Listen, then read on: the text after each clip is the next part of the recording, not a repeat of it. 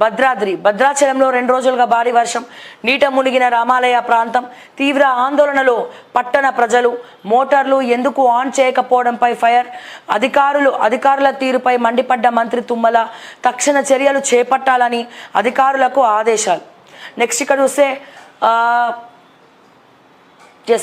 చిత్రమవుతున్న చేనేత బతుకులు. చేనేతకు మళ్ళీ గడ్డు రోజులు. కాంగ్రెస్ రాకతో కష్టాలు తప్పడం లేదు. రాష్ట్ర కేంద్ర ప్రభుత్వాలు ఆదుకోవాలని చెప్పి వ్యాఖ్య. చేనేత పరిశ్రమను సంక్షోభం నుండి గట్టెక్కించాలి.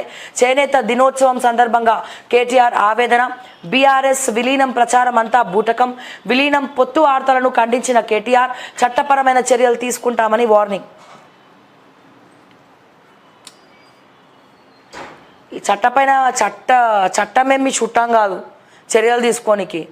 అది ఫస్ట్ నిరూపితం కావాలా కేటీఆర్ గారు. మాట్లాడితే ఇక చట్టపరం అంటారు. ఎవడు భయపడతాడండి తాటాకు చెప్పులకు? ఈ చట్టపరమైనటువంటి దీనికి ఎవడు భయపడతాడు? శిక్షలకు విలువ ఉన్నదా మన దేశంలో? శిక్షలకు విలువ ఉన్నదా? కొద్దిగా ఏమైనా జరుగుతున్నాయా? దొంగలు బయట తిరుగుతున్నారు, నీతి నిజాయితీ పరులు జైల్లో కూర్చుంటారు.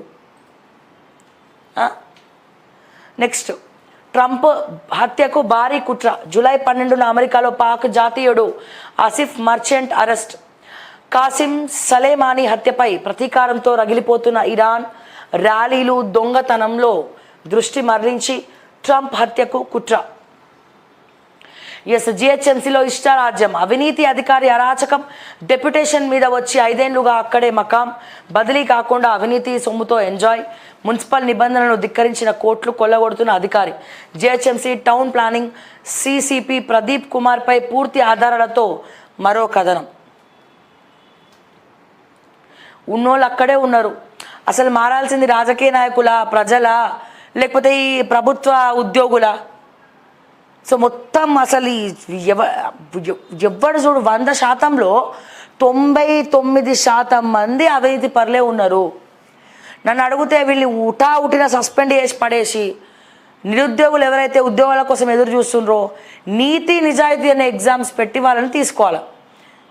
ఈ ఎగ్జామ్స్ కన్నా కూడా నీతి నిజాయితీ అనే ఎగ్జామ్స్ ఒకటి పెట్టేసి వీళ్ళందరినీ కూడా తీసి పడేసి కొత్త వాళ్ళని పెట్టుకోవాలి. అదే దీనికి సరైన శిక్ష. జైలు కూడా వేస్ట్, గిదే సరైన శిక్ష.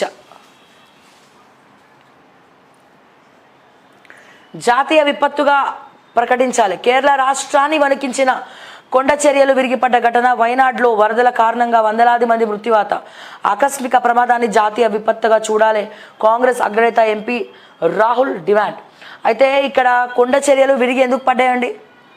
కేరళకి ఎప్పటి నుంచో మైనింగ్ ఇక్కడ డేంజర్ జోన్ ఉంది, చేయొద్దు అని చెప్పి ఎప్పటి నుంచో హెచ్చరిస్తుంటే కూడా వాళ్ళు వినకుండా కొంతమంది రాజకీయ నాయకులు అక్కడ మైనింగ్ చేస్తూనే ఉన్నారండి. పర్యావరణానికి యాంటీగా వాళ్ళు వర్క్ చేసినారండి. ప్రకృతి లోపించడానికి కారణం అక్కడ ఉన్నటువంటి కొంతమంది రాజకీయ నాయకులు. అక్కడ చుట్టుపక్కల జరిగినటువంటి మైనింగ్ వల్ల, ఆ బ్లాస్ట్ల వల్ల, అక్కడ పర్యావరణం భ్రష్టు పట్టడం వల్ల ఇది జరిగింది వైనాడులో. మీరు కావాలంటే ఎంక్వైరీలు చేసుకోండి. కొన్ని నేషనల్ న్యూస్ ఛానల్స్లో కూడా వాళ్ళు చెప్పేటువంటివన్నీ కూడా ఇవే చెప్తారు వాళ్ళు. అండ్ ఇంకోటి, సౌత్లో ఉన్నటువంటి హీరోస్ అందరు కూడా వైనాడుకు కొద్ది ఫండింగ్ చేశారు. తమిళనాడు, వేరే రాష్ట్రాలు. కానీ నిజంగా దౌర్భాగ్యం, చాలా బాధ అనిపిస్తూ ఉన్నది. సో వేరే రాష్ట్రాల్లో కూడా మన తెలుగు హీరోలను ట్రోల్ చేస్తూ ఉన్నారు. ఏంది? సో సౌత్లో తమిళ హీరోలు అందరూ కూడా స్పందించినారు. మిగతా రాష్ట్రాలకు చెందినటువంటి హీరోలు కూడా వైనాడు బాధితులందరికీ కూడా వాళ్ళని వాళ్ళ కుటుంబ సభ్యులందరికీ కూడా వాళ్ళు ఫండింగ్ ఇచ్చినారు. కానీ మన తెలుగు హీరోలు మాత్రం గుట్టు సపోర్ట్ చేస్తలేరు, నోరు కూడా విప్పలేరు. నిజంగా దౌర్భాగ్యకరం. తెలుగు హీరోలు ఎవరు కూడా ముందుకు రాకపోవడము, ఫండింగ్ ఇవ్వకపోవడము. పక్క రాష్ట్రాల హీరోలందరూ కూడా, పక్క రాష్ట్రాల ప్రజలు మన హీరోల వైపు చూసి ఎక్కిరిస్తున్నారండి. సిగ్గుచేటు, నిజంగా ఎక్కిరిస్తున్నారు. చాలా బాధాకరం ఇది. అందరూ ప్రకటించారు తెలుగు హీరోలు తప్ప అని చెప్పి ట్రోల్స్ నడుస్తూ ఉన్నాయి వేరే రాష్ట్రాల సోషల్ మీడియాలలో కావచ్చు, మిగతా వాటిలలో. చాలా బాధాకరం ఇది. బట్ ఒకటి, ఏది జరిగినా ముందుగా కర్ణాటక అండ్ తమిళనాడు హీరోలు ఇమీడియట్గా స్పందిస్తారు. వాళ్ళు సంపాదించిన దాంట్లో తప్పకుండా పక్కన పెడతారు.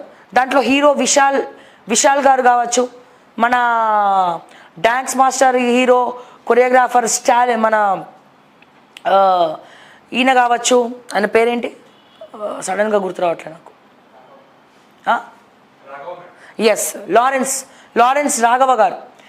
ఎస్, వీళ్ళు కావచ్చు. వీళ్ళు ఎప్పుడు కూడా మన రజనీకాంత్ గారు ఆస్తులను మొత్తం కూడా రాసిచ్చేసారు. అట్లానే మిమ్మల్ని రాసి మంటలేం. నేను సంపాదించింది ప్రజల వల్లనే, నా కుటుంబం అంతా కూడా వాళ్ళందరికీ ఏం కావాలో సమకూర్చిన, నా పేరు మీద ఉన్న ఆస్తులన్నీ కూడా ఇక ప్రజలకే అంకితం అని చెప్పి రజనీకాంత్ గారు అటువంటి యాక్టర్స్ అండి. మళ్ళీ ఎన్ని జన్మలు ఎత్తినా పుడతారో తెలియదు మనకి నిజంగా. సో ఎక్కడ చూసినా ఫస్ట్ వాళ్ళే ఉంటారు. తమిళనాడు తమిళ హీరోస్ కావచ్చు, కర్ణాటక మన పునీత్ రాజ్ కుమార్ గారు మంచి వాళ్ళనే దేవుడు ముందు తీసుకెళ్ళిపోతాడు డెఫినెట్గా. సో పునీత్ గారు ఎన్ని మంచి కార్యక్రమాలు చేస్తున్నారు. సో ఇట్లా వాళ్ళకి ప్రత్యేకమైనటువంటి మళ్ళీ మన తెలుగు హీరోస్లో మహేష్ బాబు గారు కూడా మంచి పిల్లలందరికీ కూడా గుండె ఆపరేషన్స్ చేయడం ఇవన్నీ కూడా మంచిగా చేస్తూ ఉంటారు. మరి హీరోయిన్స్లో సమంత గారు అండ్ అనుష్క గారు వీళ్ళిద్దరు, and Pawan Kalyan. Obviously why not, Pawan Kalyan గురించి స్పెషల్గా చెప్పక్కర్లే, అట్లా ఉంది కాబట్టి ఇప్పుడు ఆయన డిప్యూటీ సీఎం అయినారు. సో ఇట్లా మరి ఎందుకు ముందరికి రారు, ఎందుకు ఇచ్చేయరు, పక్క రాష్ట్రాలు మనల్ని ట్రోల్ చేయడానికి ఎందుకు ఆస్కారం ఇస్తున్నారనే బాధ అవుతా ఉంది. ఎస్, సో ఒకసారి ఆజ్కి బాత్ చూద్దాం. ఆదాబ్లో ప్రజాస్వామ్యాన్ని చేరబట్టిన నియంతృత్వ పాలకులకు వ్యతిరేకంగా బంగ్లాదేశ్ బగ్గుమని అగ్నిగుండమైంది. మొన్న శ్రీలంక పరిస్థితిని చూస్తుంది. చిన్న దేశాలైన తలసరి ఆదాయం పెరిగిన, ఆర్థిక వ్యవస్థ బలపడిన ఆ దేశ యువతకు ఉపాధి ఉద్యోగాలు కల్పించకపోవడంతో సంక్షోభం, అవినీతి, నిరంకుశత్వం, శృతిమించిన పాలకుల కబంధ హస్తాల్లో నలిగిన యువత పిడికిలి బిగించి పోరుబాట పడితే ప్రాణభయంతో దేశం విడిచిన పాలకుల చరిత్ర తిరిగేసిన పాలన విధానం ఏదైనా నిరంకుశ పాలకులకు పట్టిన గతి ఇంతే. పాలకులారా, అధికార అహంకారం వీడండి, పాలనలో మానవీయతను చాటండి. మేధాజీ రాసినటువంటి ఈ ఆర్టికల్ చాలా అద్భుతంగా రాశాడు ఆజ్కి బాత్లో. సో వెరీ గుడ్ అండి. సో డెఫినెట్గా ఆర్థిక మాంద్యం, నిరుద్యోగం, ఆకలి బాధలు ఏ దేశాన్నైతే పట్టి పీడిస్తాయో డెఫినెట్గా రాజకీయ నాయకులకు ఆ దేశ ప్రజలే ఒక్కసారిగా తెరుచుకొని పోయి కట్టాలు తెంచుకున్నటువంటి ఆవేశంతో పోయి వాళ్ళు తిరగబడతారు. సో ఇటువంటి పరిస్థితి మన పాలకుల వల్ల మన దేశానికి, మన రాష్ట్రాలకి రావద్దనే మనస్ఫూర్తిగా మనం కోరుకుందాం. అండ్ అలాగే నమస్తే తెలంగాణ చూద్దాము. ఎస్, భారత్కు బరువైన బాధ తెలంగాణలో మన బిడ్డలే స్థానికేతలు లోకల్ పాలసీ ఏది? విద్యార్థుల తల్లిదండ్రులకు జీవో 33 ఆశనిపాతం.